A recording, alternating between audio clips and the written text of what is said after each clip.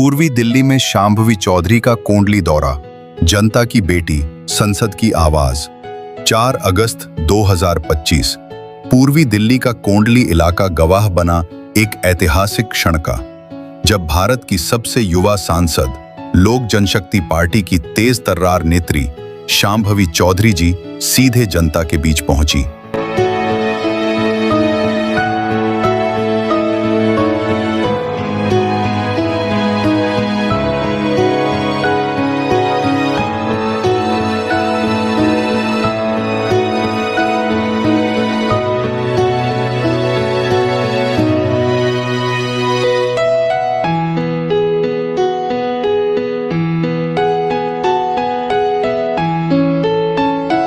कार्यक्रम का आयोजन किया था युवा मोर्चा के सक्रिय नेता शिवम चौधरी, जिनके साथ मंच पर मौजूद थे उनके भाई निशांत चौधरी और उनके पिता अनिल चौधरी, जिनकी विनम्रता ने पूरे माहौल को गरिमा से भर दिया।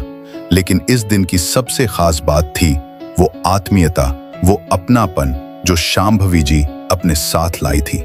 सैकड़ों की भीड़ और महिलाएं, हर आंख बस उन्हीं को निहार रही थी।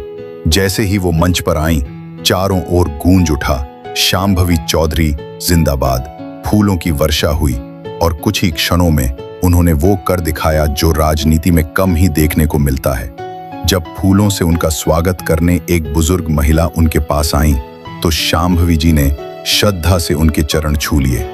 ये थी भारतीय संस्कृति की असली झलक, जहां सत्ता नहीं, सेवा बोलती है। कार्यक्रम में उनके साथ मौजूद थे उनके जीवन साथी सायन कुणाल जी, जो न सिर्फ एक सामाजिक विचारक हैं, बल्कि उनकी राजनीतिक यात्रा के अभिन्न साथी भी। धन्यवाद। बस हम लोग यहाँ पर इसलिए आए हैं कि बिहार में 2 महीने बाद चुनाव होने वाला है और बिहार के काफी लोग नई दिल्ली में रहते हैं। हम लोग ये बताने आए हैं कि 2005 से पहले तक के बिहार में और आज के बिहार में काफी ज्यादा अंतर है। आज का बिहार अपने इंफ्रास्ट्रक्चर डेवलपमेंट के मामले में पूरे देश में नंबर 1 है। डबल डिजिट ग्रोथ रेट जो बिहार का भी हो रहा है नीतीश और नरेंद्र मोदी की सरकार में, डबल डिजिट की सरकार में, अगर वो निरंतर 5 साल और चले तो हम लोग बहुत सारे प्रदेशों से आगे निकल जाएंगे, जैसे मध्य प्रदेश, छत्तीसगढ़। ऐसा अनुमान है जो नीति आयोग है उसका। इसलिए आप लोग से विनम्र निवेदन है, बहुत लोग आएंगे, कुछ भाषा देंगे, हम पलायन बंद करा देंगे, कुछ लोग बोलेंगे कि हम 200 यूनिट बिजली देंगे। लेकिन अगर बिहार का सच में विकास चाहते हैं, डबल इंजन की सरकार चाहते हैं, तो आप लोगों को अपना मत ये सरकार को देना होगा। तो सीता मंदिर, जो पुनौरा धाम, जो पूरे भारत का सबसे महत्वपूर्ण स्थल है, वहां पर हमारी सरकार ने निर्णय किया है कि 800 करोड़ रुपए की लागत से वहां पर भव्य सीता माता का मंदिर बनाया जाएगा, जो टूरिज्म के दृष्टिकोण से पूरे भारत और पूरे साउथ ईस्ट एशिया का सबसे बड़ा केंद्र बनेगा। इसीलिए हाथ जोड़ के विनम्र निवेदन है कि आप लोग अपने और अपने आसपास के लोगों को डबल इंजन की सरकार को वोट देने के लिए गुजारिश करें। बहुत बहुत धन्यवाद।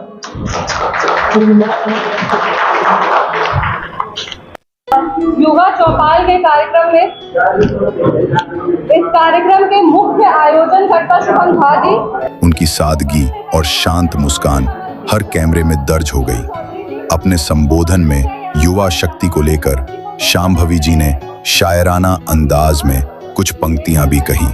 और हमेशा एक शायरी हम हर अपने संबोधन में कोई ना कोई पंक्ति जरूर पढ़ते हैं, क्योंकि हमारे युवा यहाँ पे तो एक चीज जरूर बोलना चाहेंगे कि संघर्ष के साए में इतिहास हमारा पलता है।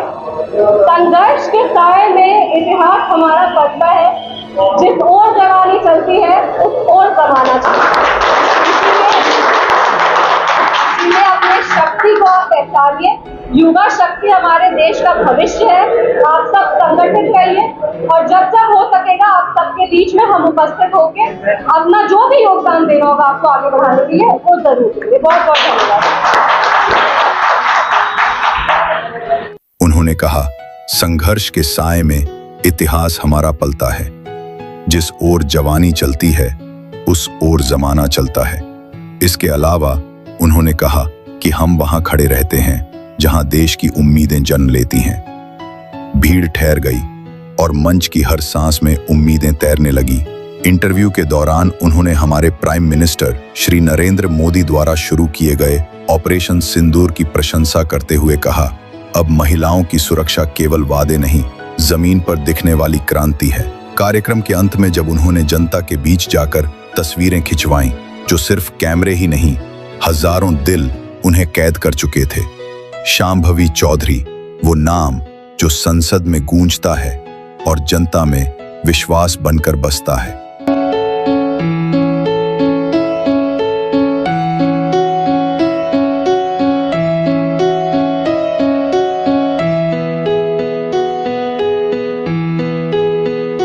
कौंडली का ये दिन सिर्फ एक कार्यक्रम नहीं था, ये था जननेत्री और जनसमूह के बीच प्यार, सम्मान और भरोसे का संगम।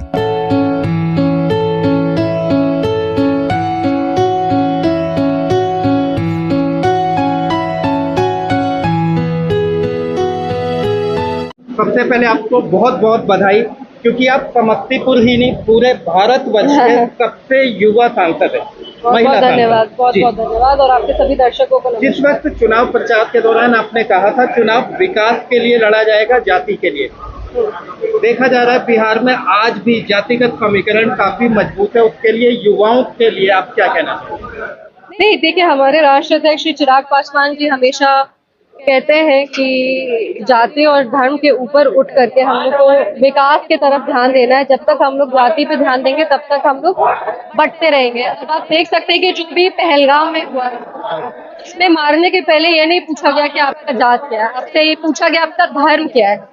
तो हमेशा देखिए, जाति जरूरी है क्योंकि लोग अपने आप को जाति के आधार पे पहचानते हैं, पर जाति के आधार पे आपकी पहचान हो सकती है, जाति के आधार पे आप भेदभाव नहीं कर सकते। ये मेरा मानना है, जाति जरूरी है। हम दलित समाज से आते हैं और हमेशा हम दलित समाज की बात करते हैं, दलित की बेटी होने के नाते दलित की बातों को आगे लेकर के जाते हैं, पर इसका ये मतलब नहीं है कि हम कोई भेदभाव किसी और के साथ करें। इसीलिए हम लोग को सबके हक के लिए लड़ाई लड़नी है, जब युवाओं के लिए लड़ाई लड़नी है, जब युवा संगठित रहेंगे तभी ना कुछ। अगर जाति में बट जाएंगे तो हम लोग कैसे एक बड़ा उद्देश्य जो हासिल करना है वो करेंगे। अच्छा मैडम, आपका स्लोगन था पढ़ेगा समस्तीपुर और बढ़ेगा समस्तीपुर, इसके लिए आप क्या कहेंगे? शिक्षा को लेकर, युवाओं को लेकर आज भी देखा जा रहा है स्कूलों में काफी ऐसी सुविधाएं हैं जिनसे बच्चे वंचित है। समस्तीपुर की बात नहीं कर रहे हम, बिहार में काफी जगह देखा गया।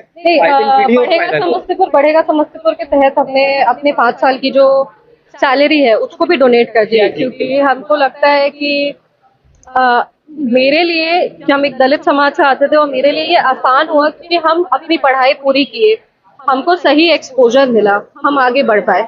हम चाहते हैं कि मेरे समाज से भी जो बच्चियां हैं उनको भी एक्सपोजर मिले। कभी कभी हम लोग हमेशा देखते हैं कि जब आर्थिक स्थिति किसी परिवार की खराब होती है तो हमेशा उनकी बेटी की शिक्षा को सबसे पहले कॉम्प्रोमाइज, उसी पे समझौता कर दिया जाता है। तो ऐसे में उन बच्चियों को हम पढ़ाना चाहते हैं, उनको आगे लेके जाना चाहते हैं। इसके अलावा स्कूल्स में हम लोग लगातार जो इंफ्रास्ट्रक्चर डेवलपमेंट होता है विद्यालय का, वो आपके किताबों का हो या फिर बेटर इंफ्रास्ट्रक्चर हो, ये करना, मिड डे मील स्कीम जो चल रहा है उसका पुनर्निरीक्षण करते रहना।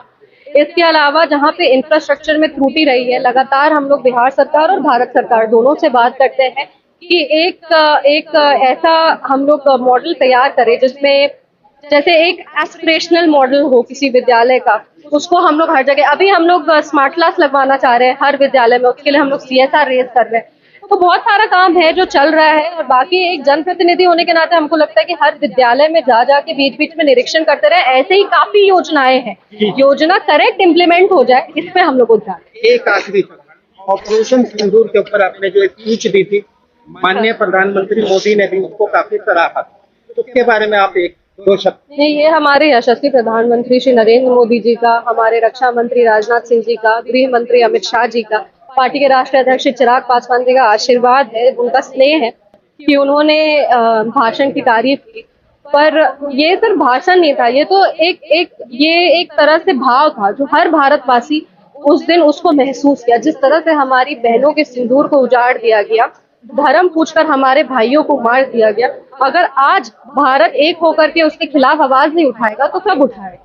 हम अपने लिए नहीं, अपने पार्टी के लिए नहीं, हम वो सारी महिलाओं के लिए आवाज उठाए जो जिनके सिंदूर को उजाड़ दिया गया, और पूरे विश्व स्तर पर एक ये नया भारत अपने आप को जो है पुनर्स्थापित किया है कि ये नया भारत है, ये मोमबत्ती नहीं चिता जलाता है। तो अगर भारत की अखंडता पे और संप्रभुता पे अगर कोई वार करेगा तो हम लोग उसका मुंह तोड़ जवाब देंगे।